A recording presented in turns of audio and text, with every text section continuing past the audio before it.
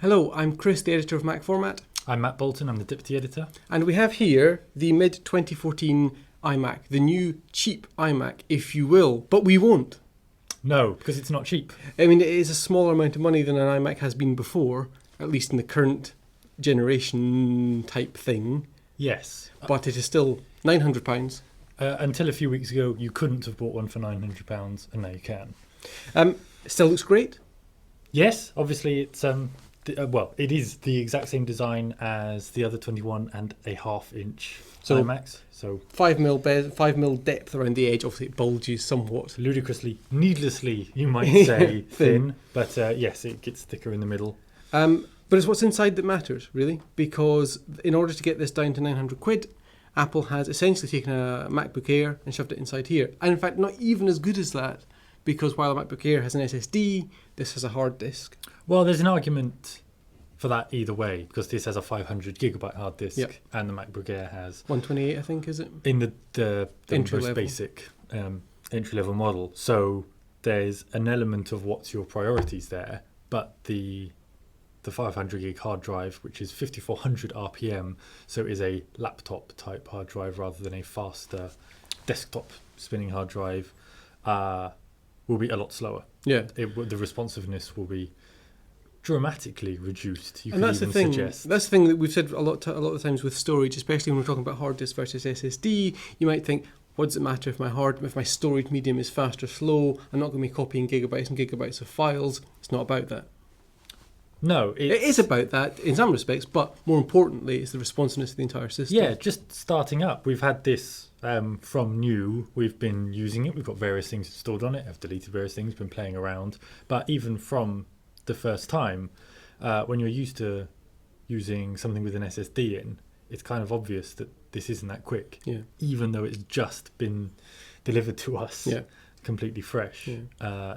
Even then, it's slightly noticeable. It's not the end of the world, No. but it will be a lot slower over time. Yeah. This stuff will build up. It will get slower to boot. Exactly. An SSD-based system would be okay.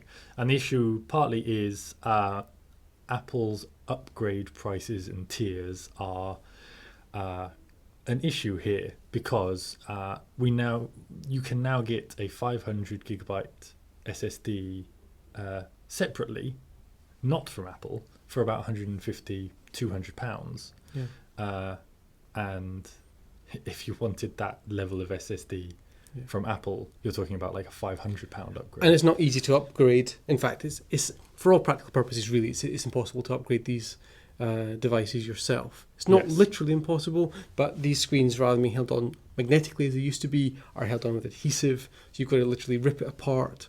iFixit gives these a very low rating for repairability and upgradability because of that. Yeah, and even if you want to get the upgrade through Apple, well, you can't, depending on what upgrade you want. You can pay £200 for a 1 terabyte Fusion drive, which is a small SSD with a 1 terabyte hard drive.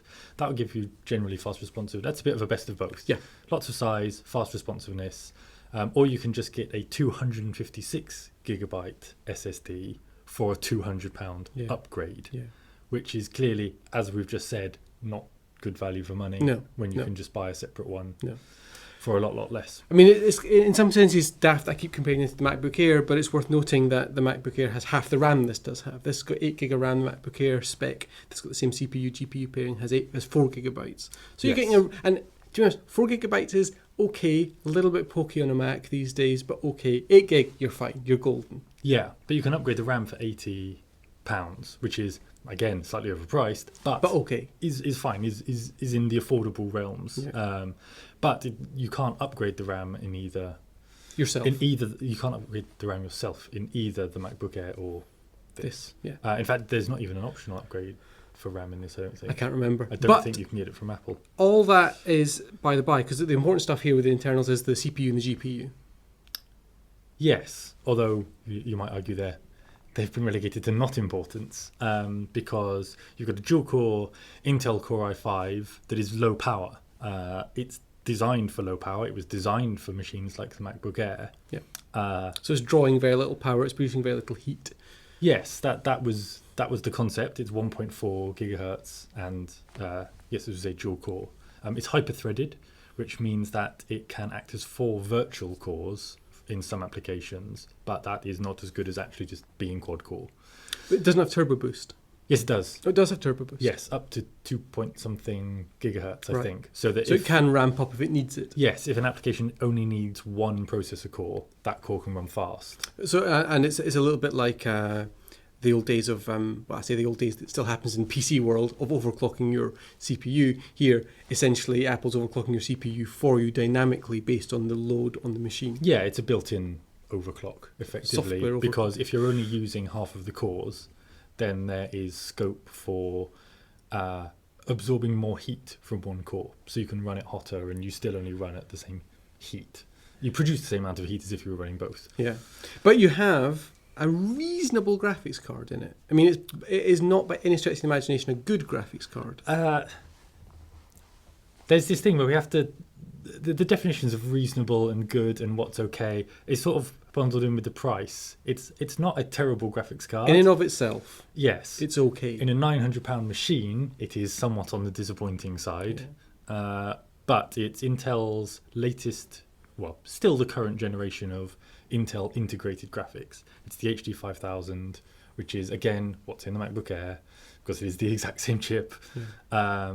It's not as powerful as the Intel Iris that's in the 13-inch MacBook Pro. It's not as considerably less powerful than the Iris Pro that's in the next iMac up and is in the 15-inch Retina MacBook Pro. And the Iris Pro in particular is an absolutely great graphics card. It's not theoretically, not by the standards of hardcore gamers, but for a lot of people, it is eminently suitable. It's got gaming chops, it's got gaming capabilities, but also for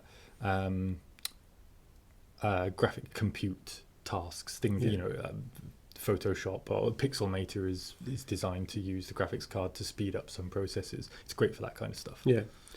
So we've been trying some gaming on it, some benchmarking. How's it been for you as a gamer?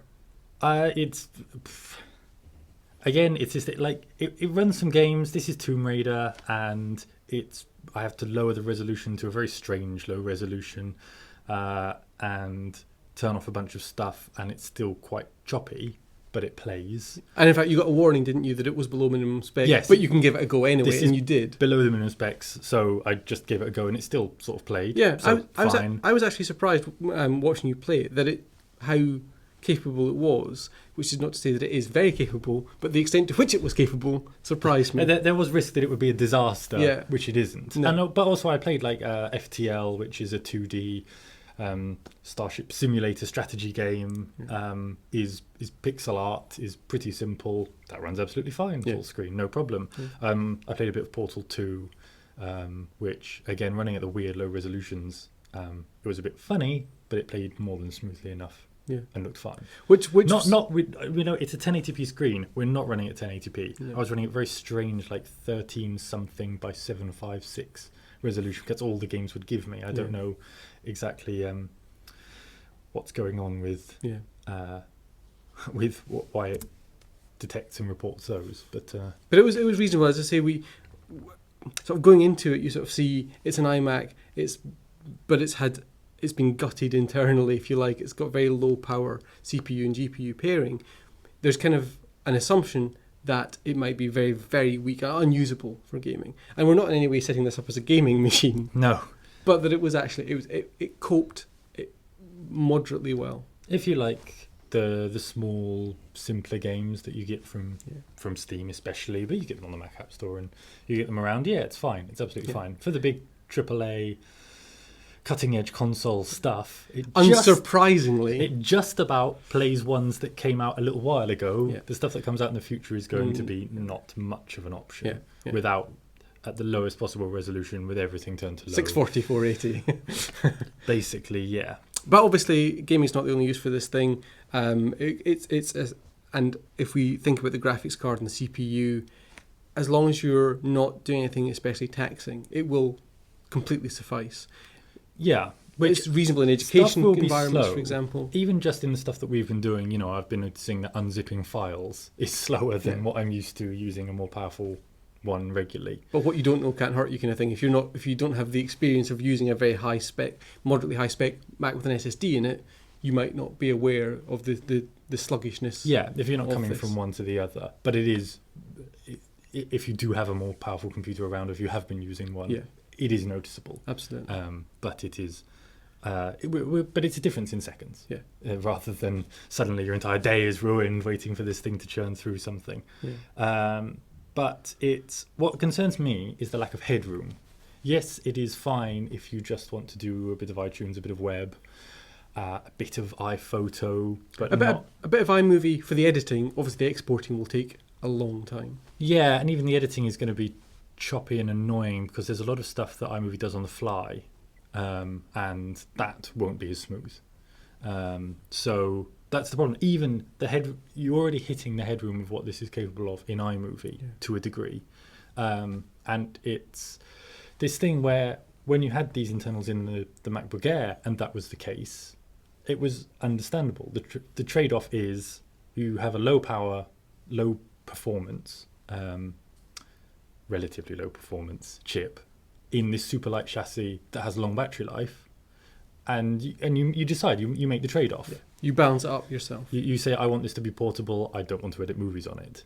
On a desktop, I expect a certain amount of headroom And more importantly, we talk about Macs lasting a long time, which they do, being around for a long time, usable for a long time, which is a concern here as well. And especially if you're investing £900 in it.